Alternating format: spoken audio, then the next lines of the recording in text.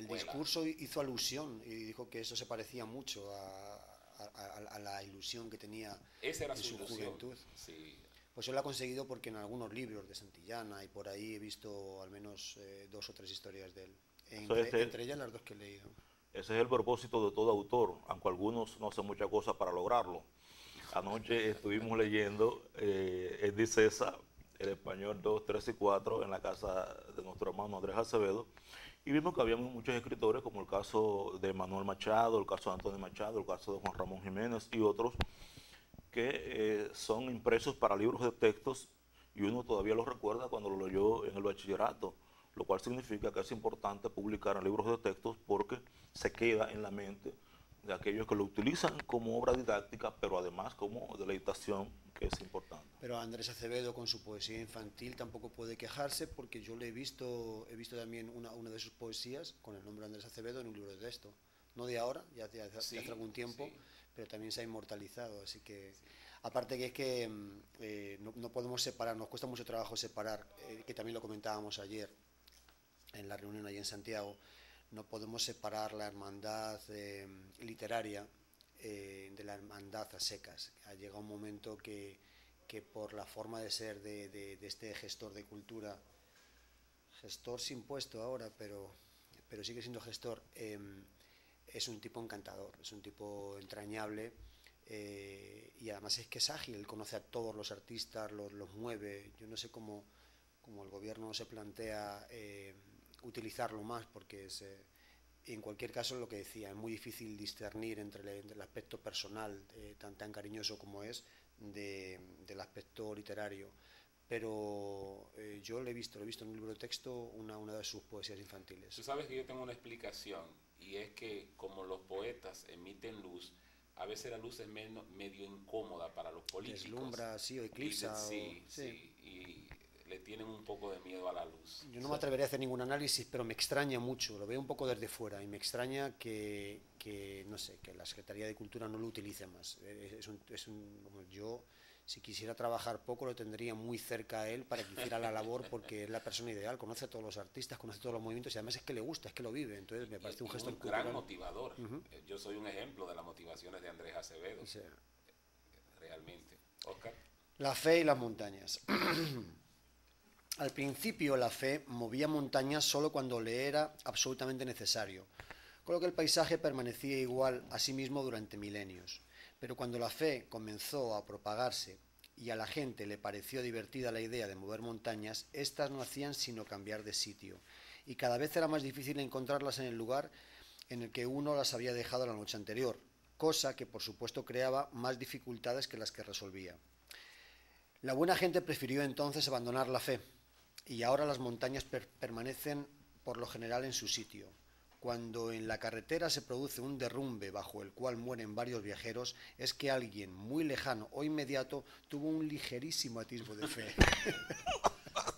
Eso es lo que se llama humor negro de verdad de Ahora ya altura. la gente no tiene fe. Sí, y este dice, este es el título nada más, lo que voy a leer al principio, luego voy a leer el cuento entero. Tú dile a Sarabia que digo yo que la nombre y que la comisione aquí o en donde quiera, que después le explico. Ese es el título dedicado a los hermanos Wright.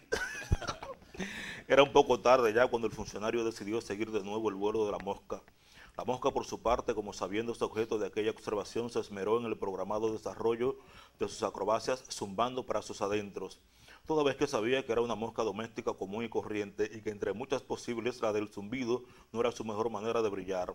Al contrario de lo que sucedía con sus evoluciones cada vez más amplias y elegantes en torno del funcionario, quien viéndolas recordaba pálida pero insistentemente y como negándoselo a sí mismo lo que él había tenido que evolucionar alrededor de otros funcionarios para llegar a su actual altura, sin hacer mucho ruido tampoco y quizá con menos gozo y más sobresaltos, pero con un poquito de mayor brillo, si brillo podía llamarse sin reticencias lo que lograra alcanzar antes de y durante su ascenso a la cumbre de las oficinas públicas. Después, venciendo el bochorno de la hora, se acercó a la ventana, la abrió con firmeza y mediante 2 o 3 bruscos movimientos del brazo, el antebrazo y la mano derechos, hizo salir a la mosca. Fuera, el aire tibio mecía con suavidad las copas de los árboles, en tanto que a lo lejos las últimas nubes doradas se hundían definitivamente en el fondo de la tarde. De vuelta en su escritorio, agotado por el esfuerzo, oprimió uno de 5 o 6 botones y cómodamente reclinado sobre el codo izquierdo merced al hábil mecanismo de la silla giratoria ondulatoria, esperó a oír.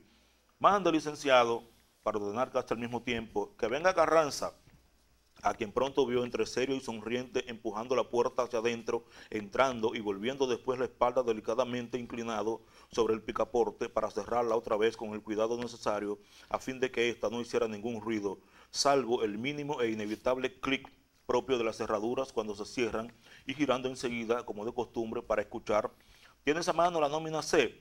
Y responder: no tanto como a mano, pero te la puedo traer en 5 minutos.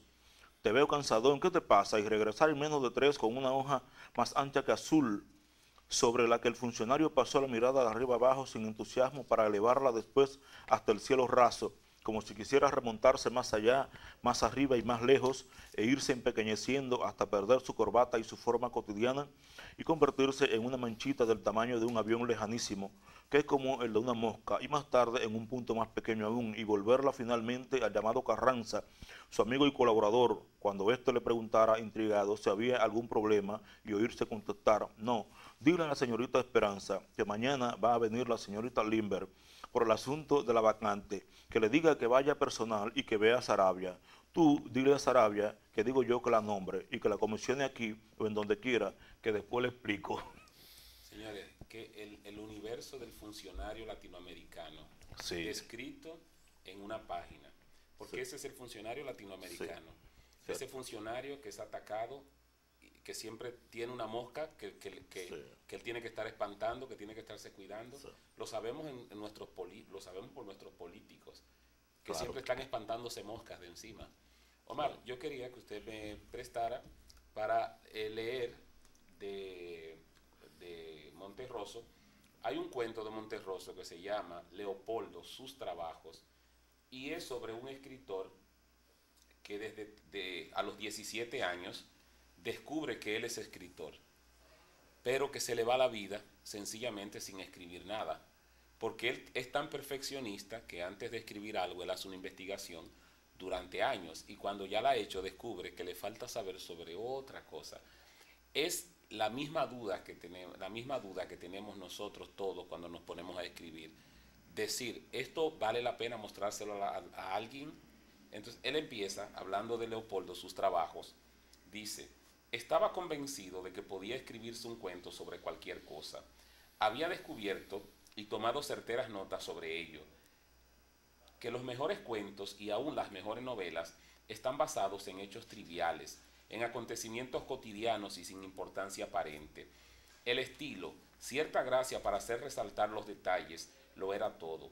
La obra superaba la materia, no cabía duda. El mejor escritor era el que de un asunto baladí hacía una obra maestra, un objeto perdurable. El escritor dijo una tarde en el café, Leopoldo, que más se parece a Dios, el más grande creador es don Juan Valera, no dice absolutamente nada, de esa nada ha creado una docena de libros. Eso es él. Don Juan Valera, Dice, Jiménez. sí, Leopoldo era un escritor minucioso, implacable consigo mismo. A partir de los 17 años había concedido todo su tiempo a las letras. Durante todo el día su pensamiento estaba fijo en la literatura. Su mente trabajaba con intensidad y nunca se dejó vencer por el sueño antes de las 10:30. Leopoldo adolecía, sin embargo, de un defecto: no le gustaba escribir. Leía, tomaba notas, observaba, asistía a ciclos de conferencias, criticaba acerbamente el deplorable castellano que se usa en los periódicos, resolvía arduos crucigramas como ejercicio o como descanso mental. Solo tenía amigos escritores. Pensaba, hablaba, comía y dormía como escritor, pero era presa de un profundo terror cuando se trataba de tomar la pluma. A pesar de que su más firme ilusión consistía en llegar a ser un escritor famoso, fue postergando el momento de lograrlo con las excusas clásicas, a saber: primero hay que vivir, antes se necesita haber leído todo, Cervantes escribió el Quijote a una edad avanzada, sin experiencia no hay artista, y otras por el estilo.